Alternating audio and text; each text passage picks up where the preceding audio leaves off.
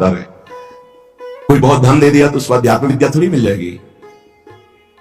अगर सच्चे गुरुदेव हैं तो सिर्फ आज्ञा जो की अध्यात्म की उसके पालन से होंगे, नहीं तो धनी लोगों को गुरुदेव की कृपा प्राप्त हो जाती है और जिनके पास धन नहीं उनको गुरुदेव की कृपा कैसे मिलती? धन से, भोजन से, वस्त्र आदि से जो प्रसन्न होते हैं गुरुदेव वो गुरुदेव ही नहीं। जो अध्यात्म आज्ञा का पालन करने से प्रसन्न होते हैं वो गुरुदेव भगवान हमारे अंदर अध्यात्म शक्ति जागृत कर देते हैं। गुरु सेवा का बड़ा महत्व है, पर सेवा आज्ञा पालन पे ही स्थित है।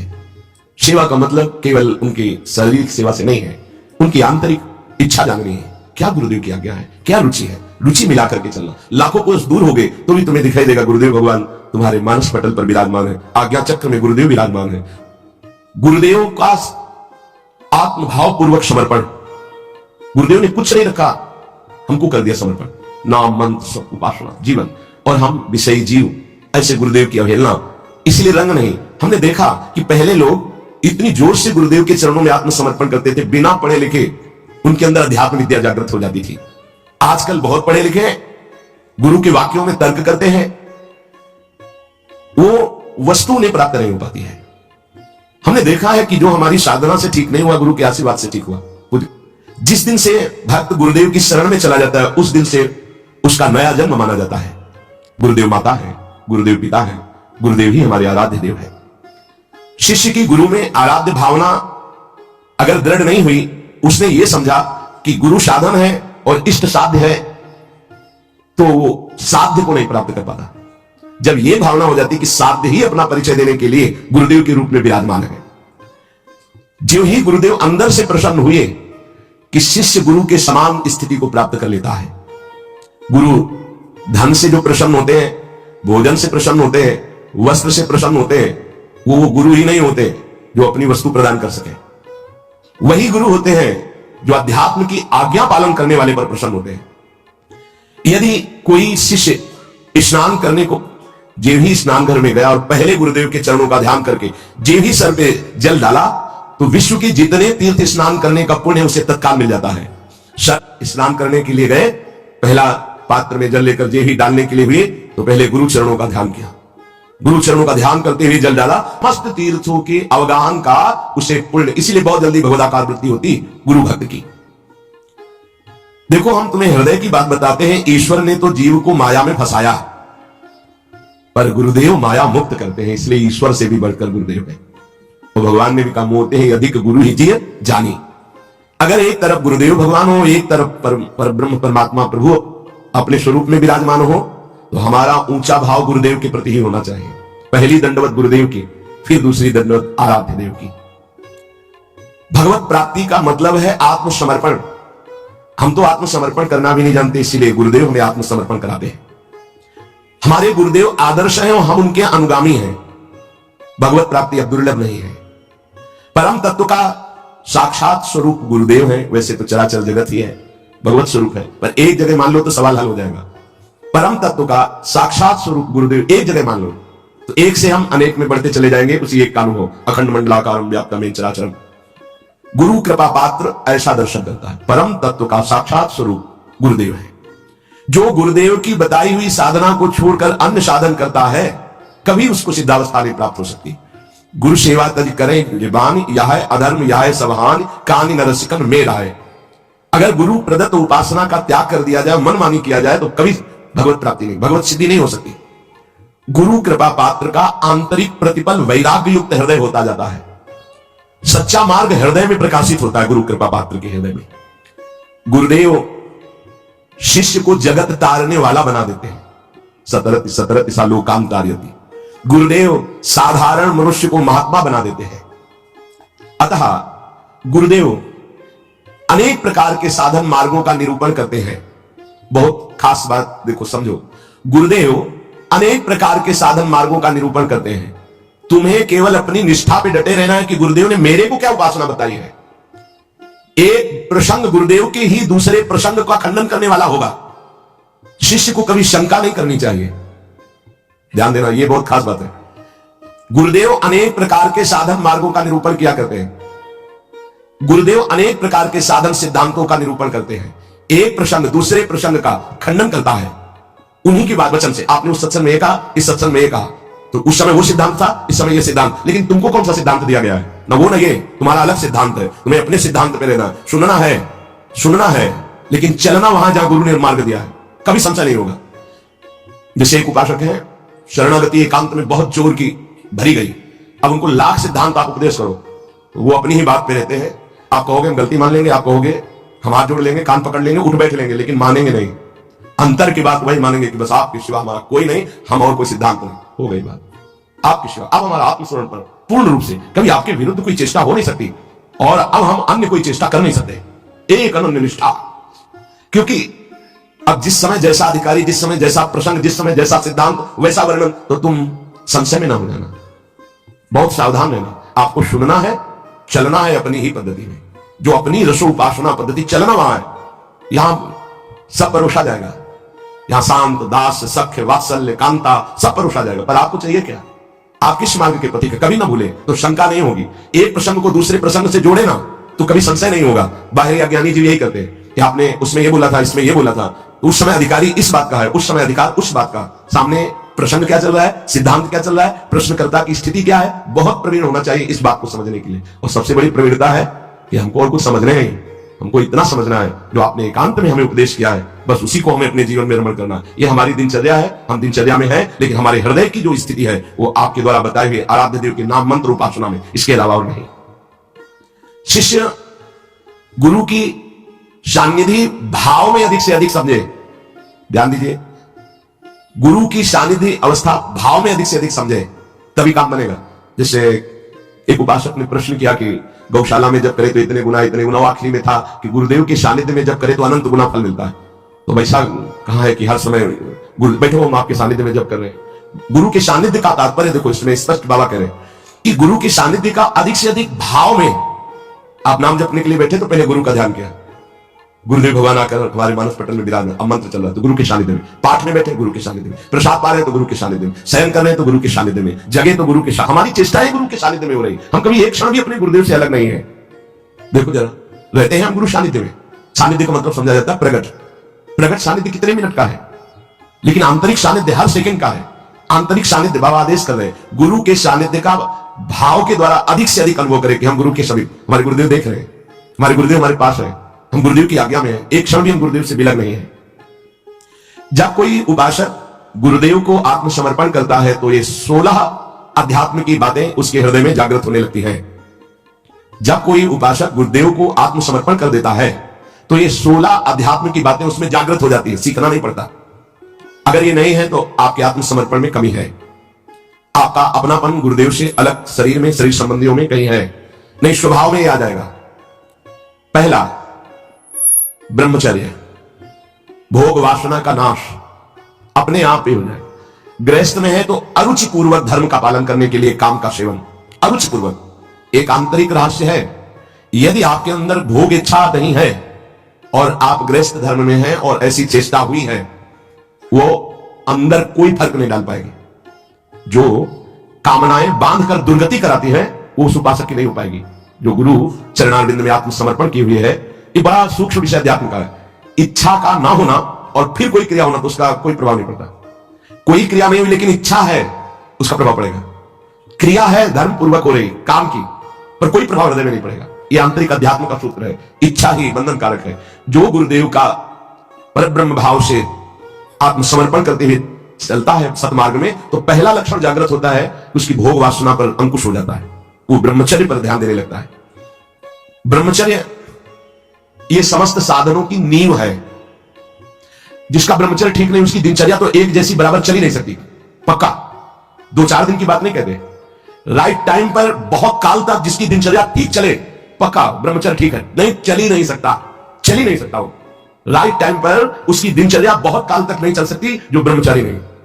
और वो गृहस्थ ब्रह्मचारी है जो संतान उत्पत्ति के लिए, केवल भगवत आज्ञा पालन करने के लिए, गृहस्थ धर्म का निर्वाह करने के लिए, वो धर्मयुक्त काम उसकी उपासना में बाधा नहीं पहुंचा सकता। पर व्यभिचार भावना, ये गुरु शरणागत होते ही पहला अंकुश इंद्रियों पर लगता है कि वो भोग वासनाओं से निवृत्त ब्रह्मचर्य।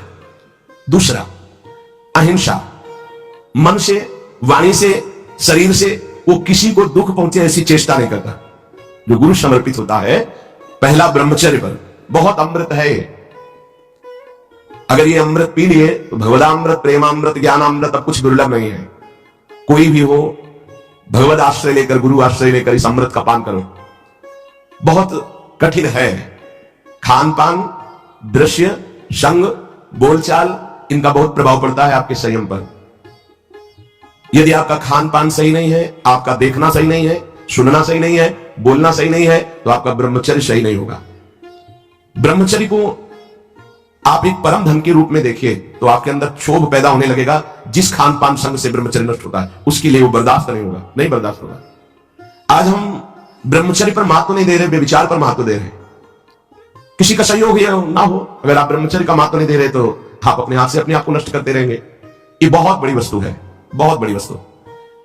बहुत जल्दी अध्यात्म में आपका प्रवेश हो जाएगा, बहुत आनंद प्राप्त हो जाएगा। हर रोग, हर प्रकृति की वार को सहने की सामर्थ्य ब्रह्मचारी में स्वयं जागृत हो जाती है।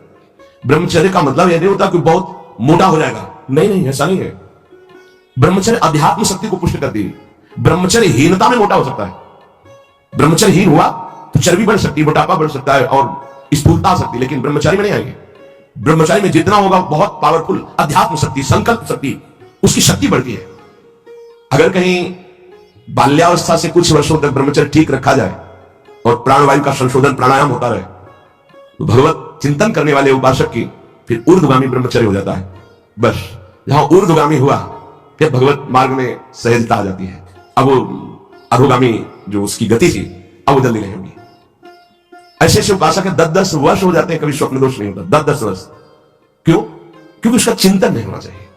मनोवाह नाड़ी जो शरीर के अंदर है, जैसे दूध में घी समाया हुआ है, वो कहीं एक स्थान पे नहीं है, ऐसे पूरे शरीर में समाया हुआ है वो। जैसे दूध को हम औटाकर गर्म करके दही बना के फिर उससे मक्खन निकालते हैं, फिर घी निकलता है, ऐसे एक नाड़ी है मनोवाह। उसमें इतनी चिंतन से गर्मी पैदा होती है कि तत्काल पूरे रक्त से वो उसको घसीट लेती है और मनोवाह नाड़ी फिर उसे बाहर कर देती है। चिंतन आपका ठीक हो, तभी कहा इच्छा रही तो कुछ नहीं बिगड़ने वाला। संत सदगुरुदेव का आश्रय लेने पर सबसे पहला कदम ब्रह्मचर्य पर होता है। अगर ब्रह्मचर्य ठीक है तो आपकी दिनचर्या ठीक है। सर्दी, गर्मी, बरसात, रोग, शोक, मान, अपमान, दुख, सुख, सब कुछ आनंद पूर्वक सहने की सामर्थ्य आती है। जितना ब्रह्मचर्य क्षीण होता जाएगा उतनी आपको अधिक सर्दी लगेगी, अधिक गर्मी लगेगी, चिड़चिड़ा स्वभाव हो जाएगा, कुछ कार्य करने का मन नहीं, पड़े रहने का मन रहेगा, आपके अंग प्रत्यंग ये प्रमादी हो जाएंगे, इंद्रियां प्रमादी हो जाएंगी। ब्रह्मचर्य में एक अलौकिक तेज रहता है। हर इंद्रिय, चेष्टा, हर क्रिया जो भागवतिक, व्यवहारिक, उसमें एक नवीन उत्साह बना रहता है। इसलिए परमार्थ के, व्यवहार के जो भी कार्य करने हैं, हमें जो पावर चाहिए ब्रह्मचर्य से। अब ये जो सूत्र जब गुरुकुल में भर्ती होते थे, गुरु शरण होते थे, तो सबको 20-25 वर्ष तक ब्रह्मचर्य ही रहना होता था।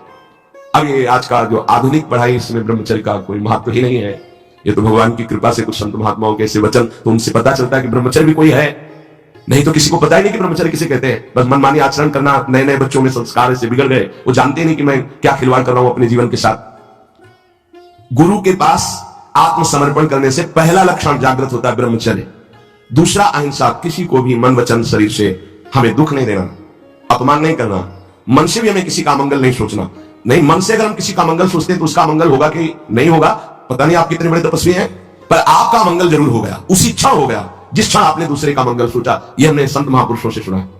मन के द्वारा जब किसी का मंगल सोचा जाता है कि इसका ऐसे दुख पहुंचे, ऐसे इसका नाश हो, होगा कि नहीं उसका वो तो भगवान जाने, लेकिन तुम्हारा अभी हो गया, तुम्हारा पतन हो गया, तुम्हारा मन मलिन हो गया, कितना साधन करने पर वो पवित्र होगा। तीसरा, जब हम गुरुदेव के सानिध्य में रहते हैं तो सुख और दुख दोनों को समान भाव से सहने की सामर्थ्य प्राप्त होती है। जो गुरुदेव का कृपा पात्र होता है वो सुख दुख में समान भाव रखता है। प्रायः ऐसा नहीं है, सुख में तो हमारी अनुकूलता रहती है तो गुरु बुद्धि बनी रहती है या कृपा है हम पर ऐसा, लेकिन जब दुख आता है तब गुरुदेव की कृपा है, प्रभु की कृपा है और हम आनंद पूर्वक उस दुख को सहें। ऐसी क्षमता केवल गुरु को आत्मसमर्पण करने वाले पर ही अवतरित होती है। ये क्षमता उतरती है, ये सामर्थ्य है अंदर, दुख सुख को सहने की सामर्थ्य। किसी भी स्थिति में मतलब ऐसा स्वभाव हो जाता, किसी भी स्थिति में कदम पीछे हटाना, ये उसी सूरवीर योद्धा के स्वभाव में नहीं होता जो अध्यात्म का गुरु समर्पित पथिक होता। किसी भी स्थिति में ये हर समय नवीन उत्साह, हर दुख को सहकर अपने लक्ष्य पर रहना, अपनी दिनचर्या पे रहना, ये सुख दुख को समान भाव से। सुख में तो सब जय जय बोल रहे हैं, जब दुख में जय बोले और सुख दुख समान स्थिति, जैसी दिनचर्या तुम्हारी सुखद वैसी दुख परिस्थिति में भी वैसी ही दिनचर्या, जैसा तुम्हारा भाव अनुकूल सुख में गुरुदेव के प्रति वैसी ही दुख परिस्थिति में प्रतिकूलता में भी वैसा ही भाव ये गुरु कृपा से प्राप्त होता है। चौथा, जो गुरु शरणागत होता है उसको सर्वत्र भगवत दर्शन का भाव जागृत होता है। मेरे आराध्य देव, जैसे आचार्य चरण कह रहे हैं, सर्वांग वस्तु तया निरीक्ष परम स्वाराध्य बुद्धिर्मम, मेरे आराध्य देव सबके हृदय में है।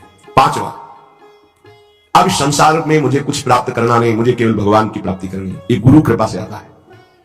गुरु कृपा पात्र के हृदय में भगवत प्राप्ति का लक्ष्य दृढ़ हो जाता है। भगवान कैवल्य वस्तु है, परम तत्व है, अब तो भगवत प्राप्ति करनी है। जो गुरु शरणागत है उसमें पांचवा लक्षण जागृत होता है, अब तो भगवत प्राप्ति करनी है, पक्का इस जन्म में मुझे भगवत प्राप्ति करनी है। ऐसी ज्ञान की वृत्ति जागृत होती है कि वो कैवल्य परम पद का अधिकारी हो जाता है, गुरु कृपा पात्र। छठवां, सदैव अकेला रहने का स्वभाव होने लगता है उसका, गुरु कृपा पात्र का। कोई पास नहीं हो, अगर पास भी है तो कोई मित्रता नहीं, कोई शत्रुता नहीं, ना किसी भी तरह का लगाव है, ना किसी भी तरह का द्वेष भाव है, शून्य। एक भी मित्र नहीं होना चाहिए संसार में, शत्रु की तो बात क्या है, एक भी मित्र नहीं होना चाहिए, सब में भगवत भाव, भगवत भाव से समय, अपना परिचय नहीं होना चाहिए, अपना कोई दोस्त नहीं होना चाहिए। दुश्मन की तो बात ही क्या है, अजात शत्रु, दुश्मन का तो सवाल ही नहीं उठता, पर दोस्त भी नहीं होना चाहिए। अकेला चलना सीखे, अपनी कुटिया में या जहां भी रह रहे हो, जैसे पीछे भी 5-5, 7-7 संत भगवान के बीच में आसन लगाने को मिलता, कोई कमरा थोड़ी अकेले मिला कभी। तो कभी हम पास वाले संत को जानते नहीं कि कहां के हैं क्या है, और कभी कोई पूछने की चेष्टा की तो उनसे कहे कि आप अध्यात्म के विषय में पूछ सकते हैं, आप व्यवहार के विषय में नहीं पूछ सकते, तो तुम्हारा बात करने का स्वभाव नहीं है क्या? नहीं। हमें पूछा गया था एक आश्रम में कि आप बोल लेते हैं कुछ, मतलब बोलना आता है आपको कि नहीं? ऐसे रहे तो वहां लगता था कि इनकी मतलब जबान है कि नहीं है। उन्होंने पूछा आप बोलना जानते हैं कि नहीं जानते, कई महीने के बाद कहा बोल लेते हैं, तो क्या बोले, किसी से कोई मित्रता नहीं, वृंदावन मित्र है, किसी से मित्रता नहीं, किसी से शत्रुता नहीं। जैसे वो जंगल में एकांत रहता है ऐसे समाज में एकांत रहता है गुरु कृपा पात्र। ये स्वभाव में लाइए असंगता, एक चरण रहस्यचित्त मनन से एक दृष्टि हो जाती है। लाखों चेहरों को देखने के बाद भी एक भी इस कैमरे में छवि नहीं आएगी, एक भी। अगर एकांत में बैठने पर किसी की याद आ रही तो तुम्हारा साधन बाधित हो रहा है। कैमरा खुला क्यों रखा? जैसे कैमरा खुला है, ऑफ कर दो इसे, तो लोगों की नजर में आएगा कि कैमरा लगा है लेकिन ऑफ है। ऐसे होता है कैमरा ऑफ, अंदर से एकमात्र अपने लक्ष्य में, और लाखों लोगों को देख लिया, एक भी छवि नहीं आई। चाहे वो जंगल में रहे या एकांत, वो असंग रहता है। गुरु कृपा पात्र, मृदु व्यवहार, किसी से मित्रता नहीं, किसी से शत्रुता नहीं। ये देख लो, अगर इसी जन्म में भगवदानंद का अनुभव करना है तो बहुत जरूरी ये सूत्र है जो पूज्य बाबा कह रहे हैं। सातवां, अपरिग्रह, उसका संचय करने का स्वभाव नहीं है, संचय करने के स्वभाव से रहित हो जाता है। जब जो आवश्यकता होगी प्रभु दे देंगे, संचय क्या करना, और आप दें या ना दें हमारी चिंता नहीं। वो कह रहे योगक्षेमम भाव, हम वो खुद देखें, हमारे जीवन का लक्ष्य उनकी आज्ञा का पालन करना। अब इस जीवन का भार उनके ऊपर है। कोई कह सकता है गृहस्थी में ऐसा कैसे, गृहस्थी में जिसने कर दिया, महान संत चरित्र लिखे हुए पढ़ के देख लो। बेटी के यहाँ भात भरने जा रहे हैं तो ठाकुर जी भर रहे हैं, बेटे का ब्याह तो ठाकुर जी चल रहे साफा बांधे, कोई जान नहीं पा रहा कि ठाकुर जी है। भार आपको, हमारा कर्तव्य आपका चिंतन और आपकी आज्ञा का पालन। आप सब देखें, बहुत अच्छे से संभाल लेते हैं, अखिल कोटि ब्रह्मांड नायक है, और विरक्त को एकदम आकाश वृत्ति। ये बहुत अमृतमयी वृत्ति है, माधुकरी वृत्ति से भी श्रेष्ठ आकाश वृत्ति। आप जो हमारे सामने भेजेंगे वही पाएंगे, अन्यथा नहीं, ऐसे भी नहीं। एक है माधुकरी वृत्ति और एक ये है आकाश वृत्ति, मतलब भगवत विधान से आएगा जो आएगा। जैसे अपने लोग समय आकाश वृत्ति में है, और प्रभु की इच्छा से है तो आज वो ऐसा पवा दे रहे हैं, उनकी इच्छा आज ऐसा, और जब उनकी इच्छा हो तो सब बैठ करके चरणामृत लेके राधा नाम कीर्तन करें। उन्हीं की व्यवस्था से है, किसी से किसी का यहाँ ऐसा नहीं है कि अमुक के द्वारा नहीं। हमारे प्रियालाल से प्रेरित होकर कोई जैसे तो चल रहा है, हमारा किसी व्यक्ति से नहीं चल रहा, प्रियालाल से चल रहा। तो प्रियालाल जब जहां से जैसे आते हैं, जिस रूप में जो देते हैं उसी से व्यवस्था। आकाश वृत्ति तब मानी जाएगी आकाश वृत्ति जब किसी को संकेत भी न किया जाए कि ऐसा, थोड़ा संकेत भी नहीं। और इस बात के लिए बहुत कड़ाई से यहां है कि अगर कभी किसी को कोई संकेत करते मिल जाए तो ये समझ लेना कि वो हमारे सिद्धांत के विपरीत अपराध कर रहा है, और वो जरूर हमें सूचना दी जाए। संकेत भी नहीं कि आज आप संतों को भोजन करा दीजिए, संकेत भी नहीं। हाँ, कोई प्रार्थना करता है, ठीक है, आप जो दे देते हैं उसी से संतों को पवा देते हैं। अगर 1 रुपया आता है तो 1 रुपये में भंडारा हो जाएगा। 1 रुपये का नमक ले आओ, दाल में डाल दो, सब संतों को पवाने हो जाएगा। हमारा भगवत विधान से चले। आकाश वृत्ति बहुत अमृतमयी वृत्ति होती है, और बड़ी निश्चिंतता होती है इसमें, और बड़ी क्षमता होती है इसमें। कई दिन न मिलने पर भी कोई निराशा नहीं होती थी काशी में। अपरिग्रह, अपने लिए शरीर सुख के लिए संचय न करे। ये वृत्ति आ जाती है। गृहस्थ में भी रहते हुए अपने लिए नहीं, ये परिवार है, अतिथि है, उनकी अपने भोग वासना का गुरु कृपा पात्र के हृदय में स्थान नहीं रह जाता है। तभी कोई झगड़ा नहीं, कोई अशांति नहीं, हर स्थिति में शांत रहता है, मृदु स्वभाव रहता है। जो अहम लिए तो बहुत उसमें क्रूरता होती है, कठोरता होती है, बड़ी उसमें जलन होती है। काहे को जलो, आनंद मगन रहो। अपरिग्रह, आठवां परम संतोष उसके हृदय में जागृत हो जाता है। क्यों? क्योंकि उसको बोध हो जाता है कि अनंत ब्रह्मांडों का स्वामी प्रभु वो मेरा है। जिस समय जैसी परिस्थिति उसको संभालना बहुत अच्छी तरह, सच्ची कहते हैं। आप केवल निश्चिंत होकर शरणागत रहे, बहुत अच्छे से व्यवहार कराते हैं। हमें तो देख के आश्चर्य होता है। एक एक वस्तु को संभालना उनका कार्य, एक एक हर जगह श्री जी की कृपा और श्री जी का विधान दिखाई देता है कि ओहो कैसा उनका विधान है, कैसा उनका मंगल विधान है। आठवां है कि गुरु कृपा पात्र के हृदय में संतोष जागृत हो जाता। संतोष ये बहुत बड़ा धन है। बिन संतोष न काम न साही, वचत काम सुख सपने नहीं। जैसी परिस्थिति उसमें संतुष्ट रहना। संतुष्ट एन केनवा, बाहर की या अंदर की। संतोष का मतलब केवल बाहर से नहीं है, अंदर भी विक्षिप्त है तो आनंद है, शांत है तो आनंद है। कोई जान न पावे कि आप विक्षिप्त है हृदय आपका या शांत है। संतुष्ट एन केनवा, बाहर या अंदर दोनों परिस्थिति में संतुष्ट रहना। जैसी प्रभु की द्वारा इस समय दी स्थिति है, जल रहा है शांत, किसी से कहो मत, आनंदित है, फूलो मत, चुप, शांत, गंभीर, संतोष अंदर और बाहर दोनों जगह। नवा नंबर है भगवान और संतों के वाक्यों में पूर्ण श्रद्धा। जैसे श्रीमद् भगवत गीता जी, भागवत जी या भगवत प्रेमी महात्माओं के वचन, तो उसमें कोई कुतर्क नहीं। गुरु कृपा पात्र ज्यों का त्यों उस विश्वास पूर्वक उसे स्वीकार करता है। जैसा बोला गया वैसा ही, उसमें अपनी बात लगाना नहीं। जो आत्मसमर्पण नहीं किए होते, दूर की श्रद्धा होती है, उसका कुछ और लक्षण होता है। जितना बोला गया उतना वो पहले अपने अनुकूल निकालते हैं उसमें से कि ऐसे भी तो हो सकता है, ऐसा थोड़ी होता है, ऐसा हो, और फिर अनुकूल बात को स्वीकार करते हैं। गुरुदेव या शास्त्र कभी मन के अनुकूल नहीं होते, मन को उनके अनुकूल बनाना पड़ेगा। मन तो बहुत विचित्र है। हम लोग शास्त्र और गुरु के वाक्यों को अपने अनुकूल मन के बनाते हैं। इतने में चल जाए, इतना बता देंगे, इतना छुपा लेंगे, इतना कर देंगे, इतना नहीं करेंगे, इतना अनुकूल है, इतना नहीं। लेकिन जो आत्मसमर्पण किए होता है, वो भगवान और संतों के वाक्यों में ज्यों का त्यों विश्वास उसको होता है। 10वां, वो नींद पर विजय प्राप्त कर लेता है। ये बहुत समय को बर्बाद करने वाली निद्रा होती है। बहुत से ऐसे साधक हैं जो इससे बहुत परेशान हैं। अगर आपका नियम पक्का हो जाए तो आप इस पर विजय प्राप्त कर लेंगे। बाल्यावस्था में जो साधन काल में बहुत परेशान करती है। माला चल रहा है, जिसे गायत्री अनुष्ठान था तो हमने खुद देखा है, और कब छूट गया माला, अब जब रहे माला, बड़ा गुस्सा आता है, बार बार विघ्न पैदा कर। ये जो निद्रा है बहुत बड़ी शत्रु है साधक के लिए। गुरु शरणागत का नींद पर विजय प्राप्त हो जाती है। ऐसा है, हम अपने सदगुरुदेव भगवान की दिनचर्या देखी, वहीं रहे ना, काफी समय तक गुरुदेव भगवान के पास ही रहे। 1 बजे रात्रि तक पूज्य महाराज जी भजन करते थे। रात्रि दर्शन के आके थोड़ा जो कुछ श्री जी को शयन भोग लगाया, शयन कराया, और जो पाया 2 रोटी राजभोग में दिन में। आज भी महाराज जी अपने एक कमल से 2, आजीवन का पूरा नियम है, 2 मंत्री भोग लगती। रात्रि में 1 बजे तक, 1 बजे के बाद लेट गए, 4, 4:15 उठ गए। ये हमने बराबर की दिनचर्या देखी, बराबर की दिनचर्या। अपनी दिनचर्या को इतना सीमित नींद में लाओ कि कम समय नींद में जाए। जो बहुत गृहस्थी की मेहनत करते हैं तो उनको 6 घंटा सोना ठीक है, लेकिन साधकों को 6 घंटा सोना ठीक नहीं है। आप लोग देखो कितना सोते हैं। कितने ऐसे साधक हैं जिनको मन से प्रणाम करते हैं, देखो बन के तैयार हो गया है, पूरी रात साधक, नौजवान साधक है। जब सब सोते हैं तब वो लगे, कोई कीर्तन कर रहा है, अखंड कीर्तन चलता है, जगो, कब तक सोते रहोगे? ये नींद का शत्रुवत व्यवहार है आपके जीवन को नष्ट करने का। बहुत ही इस पर बहुत लड़ा गया है नींद पर। सच्ची कहते हैं ये दरिद्रता है, ये बहुत बड़ी जीवन की हानि है। आपका शरीर अस्वस्थ रहेगा, आपके सब अंग जो क्रियाशील होने चाहिए, आप सुषुप्ति में आप जीवन को, जीवनी शक्ति को नष्ट कर। थोड़ा सा युक्ताहार विहार से थोड़ा सा नींद ले लो, जरूरी है। 3 घंटे ले लो, 4 घंटे ले लो, ये पड़े रहना बहुत दरिद्रता है। ये नींद जो है ये हमें भगवत प्राप्ति में बड़ी बाधा पहुंचाती है, तमोगुण का लक्षण है, इसमें उठना चाहिए। 11वां है जो गुरु कृपा पात्र है उसके हृदय में 3 दंड प्रकाशित हो जाते हैं। 3 दंड, मनोदंड, वागदंड और कर्मदंड, ये प्रकाशित हो जाते हैं। मनोदंड, उसकी ताकत नहीं मन की कि कुछ विपरीत सोचवा सके। वागदंड, वाणी की ताकत नहीं कि कुछ बुलवा सके गलत। और कर्मदंड, शरीर की ताकत नहीं कि कुछ गलत करवा सके। ये 3 दंड उसके अंदर प्रकट हो जाते हैं। और आप प्राय देखते हैं काशी के संन्यास मार्ग में जो दंड दिया जाता है त्रिदंडी स्वामी कहा जाता है। एकादश स्कंद में भागवत में लिखा है यही मन का निसंकल्प होना दंड, वाणी का मौन होना दंड, और कर्म का न्यास कर देना, त्याग कर देना।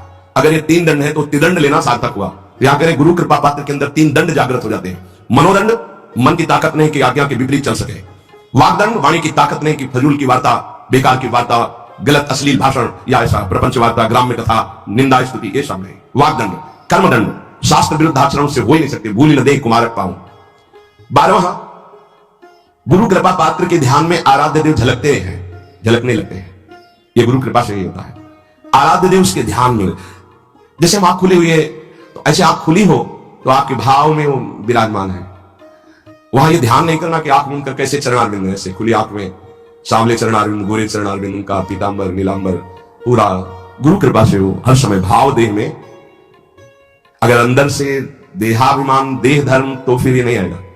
जब अंदर से अपने भाव में, तो भावोत्सवेन भजताम रस कामधेनु, चाहे आंख खुली हो, चाहे बंद हो, चाहे बहिर्मुख हो, चाहे अंतर्मुख हो, उसमें कोई फर्क नहीं पड़ता गुरु कृपा पात्र में। प्रभु का, आराध्य देव का, उनका ध्यान बसर वही रूप छके घूमत रहे, तन को तनिक न भान, हर समय रूप विराजमान हो जाता है गुरु कृपा पात्र में। 13वां, प्रभु की चर्चा सुनने में, प्रभु का नाम कीर्तन सुनने में उसकी आसक्ति हो जाती है। भगवत चर्चा सुनने में, भगवान भागते हुए हमने देखा बूढ़े बूढ़े जनों को, ये वृंदावन धाम है, भागते हुए कि हम 1 मिनट अगर लेट हो गए, एक शब्द भी छूट गया तो हमारा आज का दिन हम अमंगल मानेंगे कि एक शब्द छूट गया। सत्संग में क्या सुना वो पकड़ नहीं होती, पकड़ो सत्संग को, पकड़ो। जो गुरु कृपा पात्र होता है उसकी श्रवणेन्द्रिय आसक्ति पूर्वक चर्चा सुनती है, सत्संग, भगवत चर्चा, नाम कीर्तन। और 14, स्त्री, पुत्र, घर, संपत्ति, इन सब से उसका राग खत्म हो जाता है गुरु कृपा पात्र का। नरसिंह मेहता जी का जब पुत्र पधारा तो करताल लेकर नाच रहे हैं। श्रीवास जी के घर में जब पुत्र पधारा तो कीर्तन में उन्मत्त हो रहे हैं, क्योंकि मेरा नहीं प्रभु का था, इतने दिनों के लिए आया था, अब वो चला गया। उसका राग नहीं रहता। गुरु कृपा पात्र का स्त्री, पुत्र, ग्रह एवं संपत्ति पे राग नहीं रहता।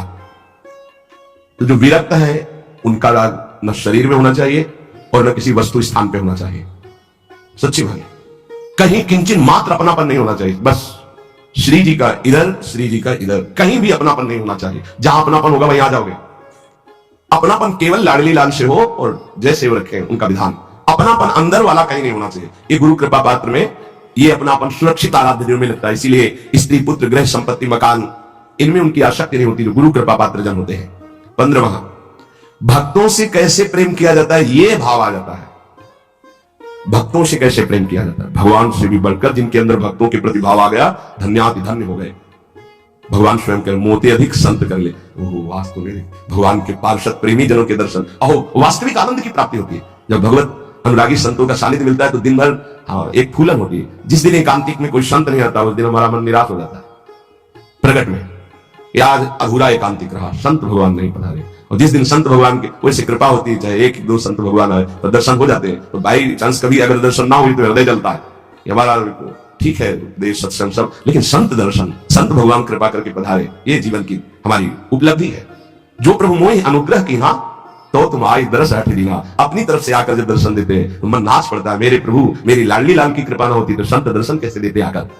भक्तजनों से प्रेम, भक्तजनों का आदर, भक्तजनों के प्रति भाव, ये गुरु कृपा से आता है। गुरु सोई जो साधु सेवावे और साधु सोई जो विषय छुड़ावे, हरिराम व्यास जी ने कहा। और 16वां, चराचर जगत के प्रति सेवक भाव अपना प्रकट हो जाना। जैसे गोस्वामी जी, सिय राम मैं सब जग जानी, करो प्रणाम जोरी जुग पानी। पूरा जगत हमारे प्रिया प्रीतम का स्वरूप है। सब जगत के जितने भी चराचर हैं इन सबका मैं सेवक हूं। ये आखिरी गुरु कृपा पात्र में लक्षण प्रकट होता है। चराचर जगत का सेवक, ये बहुत बड़ी बात है। चराचर जगत का सेवक सिर्फ श्री भगवान ही होते हैं, या श्री भगवत भाव को प्राप्त हुआ वो महापुरुष होता है। सो अनन्य गति जाके असमति न टरे हनुमंत, मैं सेवक सचराचर रूप स्वामी भगवंत। ये बहुत अंतिम विश्राम स्थिति, चराचर जगत मेरे आराध्य का रूप है और मैं सबका सेवक हूं। ये गुरु कृपा पात्र में आता है। नहीं तो सबका स्वामी बनने में सुख मन को है, सेवक बनने में नहीं है। वो वास्तविक परमानंद की बात सेवक बनने में ही आएगी। पर सेवक वही है जो सुख की चाह छोड़ दे। सेवक सुख चाह मान भिखारी, व्यसनी धन शुभ गति में विचारी। सेवक तो स्वामी को सुख पहुंचाने में ही आनंदित रहता है, उसको सुख वांछा होती नहीं, वही सेवक है। पूज्य श्री उड़िया बाबा जी महाराज चलते फिरते ब्रह्म साक्षात, तो ये 16 बातें अपने जीवन में साधक को उतारनी। पहला, गुरु कृपा पात्र के हृदय में ब्रह्मचर्य का संयम प्रकट होता है, साधन ब्रह्मचर्य। दूसरा, अहिंसा, किसी को मन वचन कर्म से दुख ना पहुंचाना। तीसरा, सुख दुख में समान भाव। चौथा, भगवत प्राप्ति की प्रबल लालसा। पांचवा, एकमात्र मेरे आराध्य देव सबके हृदय में बैठे हैं। छठवां, चाहे जंगल में हो या सभा में असंग रहे, एकांत भाव अंदर रखे, सब में भगवत भाव, ना किसी से मित्रता ना किसी से शत्रुता। सातवां, अपरिग्रह, अपने लिए कुछ ना चाहे ना संग्रह करे, हमारा जीवन प्रभु के हवाले है, गुरुदेव के हवाले है। आठवां, संतोष रूपी परम धन उस उपासक के हृदय में जागृत हो जाता है। नवां, भगवान और संतों के वचनों में दृढ़ विश्वास हो जाता है। दसवां, वो निद्रा का त्यागी होता है। 11वां, मनोदंड, वागदंड, कर्मदंड, ये 3 दंड उसके हृदय में प्रकाशित हो जाते हैं, सामर्थ्य है। 12वां, अपने आराध्य देव का ध्यान हर समय गुरु कृपा से उसके भाव में बना रहता है। 13वां, वो भगवान की चर्चा और नाम कीर्तन सुनने में बहुत आसक्ति रखता है। यह हनुमान जी के लिए आया है, जहां कोई नाम कीर्तन करने लगे, जहां कथा होने लगे, तो महाराज वहां आंसू प्रवाह करते हुए बैठे रहते हैं। यत्र यत्र रघुनाथ कीर्तनम तत्र तत्र कृतमस्त कांजिलम वाष्पवारी परिपूर्ण लोचनम मारुतिम नमत राक्षसांतकम। हनुमान जी महाराज आंसू बहाते हुए कथा सुनते हैं, नाम कीर्तन सुनते हैं। भक्त में ये आसक्ति होती, जहां कहीं भगवत चर्चा, जहां कहीं नाम कीर्तन, पूरी एकाग्रता से श्रवणेन्द्रिय से सुनना। 14, स्त्री पुत्र ग्रह संपत्ति मकान आदि की आसक्ति का त्याग गुरु कृपा से। 15वां, भगवत प्रेमी भक्तों से कैसे हमारा व्यवहार होना चाहिए। 16वां, संपूर्ण चराचर जगत का मैं सेवक हूं और मेरे सब स्वामी है। इतनी दैन्यता, संपूर्ण चराचर जगत हमारा स्वामी है और हम सेवक हैं। ये 16 लक्षण शरणागत के हृदय में जागृत हो जाते हैं। अपने को बार बार इनका चिंतन करके अपने में जागृत करना है। जब ये लक्षण अंदर आ जाएंगे तो पूर्ण परमार्थी हो गया और वस्तु हृदय में है, आनंद की बाढ़ हृदय में है। ये सब लाने के लिए एक बात पकड़ लो, मन लगे ना लगे, श्रद्धा हो या